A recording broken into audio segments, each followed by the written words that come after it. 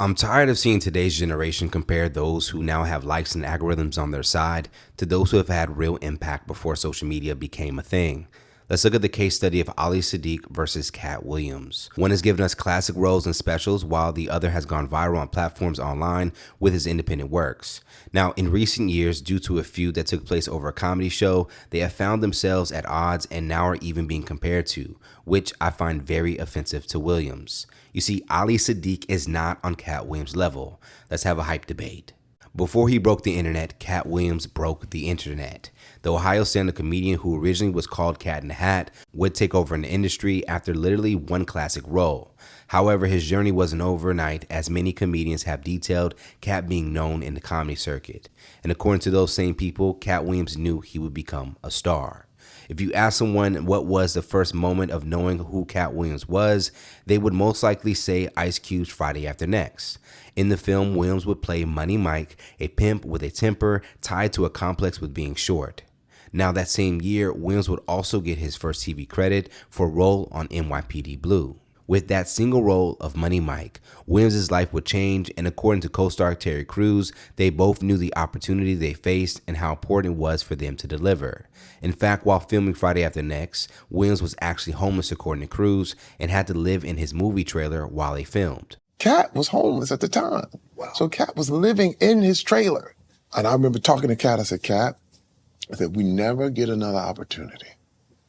We got to make sure they remember us. When Friday After Next was released in November 2002, Williams' character would become the breakout star amongst an already stacked lineup of talent. Quotes like, "Let me check my Palm Pilot," cemented Williams out the gate into the culture, and over 20 years later, he still gives us moments to talk about. Now, for Ali Siddiq, his road to success was also one of hard work and diligence, as he would find himself building up his TV credits 6 years after Williams' Hollywood takeover. For Siddiq, movies have not been a part of the blueprint, as he has strictly focused on the craft of stand-up. According to IMDb, the first time people would get a glimpse of Ali Siddiq on TV dates back to Def Comedy Jam in 2008. Now, despite having a solid performance, it would take Ali another 4 years before being featured on TV again for BET's Comic View.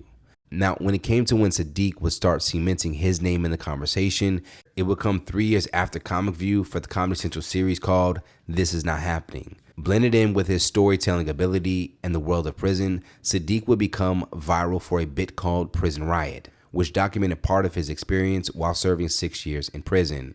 In the nearly 15-minute performance, he would educate the audience on prison culture and ended it with a callback joke to tie the whole thing in. The clip, which now has generated over 15 million views, would become a huge part of Siddiq's rise and how he would break through with the use of social media. A huge reason why these two get compared are their voice cadences, size, and ability to tell stories on stage. A part of his earliest specials, Katt showcases his ability to storytell. He would make the most noise with stories on the industry, like that time he went over Martin Lawrence's house, or when he smoked weed with Snoop Dogg. Then you get rich friends, and you got to be real cool with you, because I got rich friends now. Martin Lawrence is my friend. I go to Martin's house. Martin got a $36 million house. Sometimes I just be in the driveway like, look at this ridiculous bullshit. House is this for eating and sleeping, Martin. You want to play basketball? It ain't a basketball court with concrete. He got some soft stuff on it. Make a Negro jump accidentally.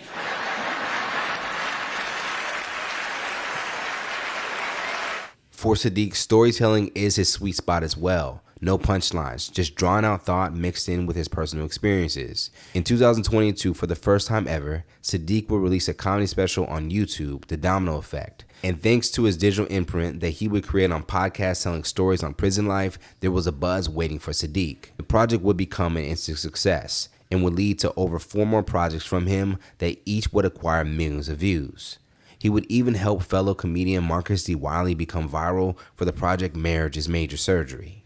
At his highest, Williams has stolen moments like on Wildin' Out, The Boondocks, My Wife and Kids, School Dance, and Atlanta, in which he would receive an Emmy for.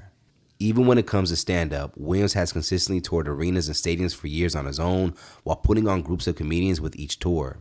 And not to mention, Williams currently has the most watched interview in YouTube history, so he is also viral certified and has done this for years.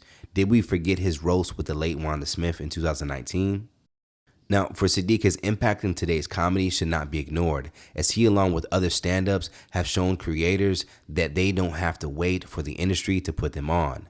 To his credit, we have not seen a stand-up comedian deliver Siddiq's amount of specials online in such a short period of time. He is at the forefront.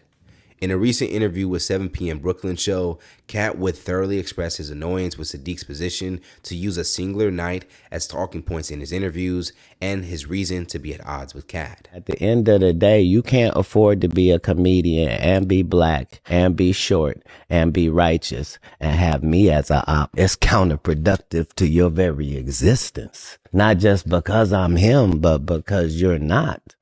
And this is where I agree with Katt, and quite frankly annoyed that podcasters and even Katt himself has responded to this.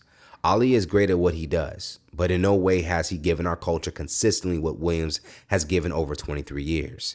The hype created online appears to always give us amnesia. We get so caught up in who is the now and who's going viral, and we end up disrespecting real legends, people that have proven year after year why they are a force and why they remain. We have not seen Siddiq deliver on all mediums of comedy, like film and TV, but we have done so with Williams. Again, Katt Williams has an Emmy, and it will probably shock no one when he graduates to an Oscar. When it comes to putting people on, what Siddiq is doing for Marcus Wiley is huge and should be duplicated over and over. But let's not act like Williams has not helped break people's careers like Red Grant, Lunel, Melanie Camacho, and Mark Curry in recent time. If Ali's biggest accomplishment is that he's been consistently viral, how can you compare that to Williams when he has 90 million views for a single interview? And all of us know Williams' stand-up comedy clips have been going viral for years, before many of us even knew who Siddiq was. What could be true is that Siddiq's current body of work can rival Katt's latest work, as we've seen some stronger content from Katt in the past. However, in no way should a 3-year hot streak allow us to seriously compare a 20-year career takeover while boldly telling the truth. In the words of Katt Williams, knock it off. Let's debate this more in the comments below. This has been a fresh take from Hype Debate.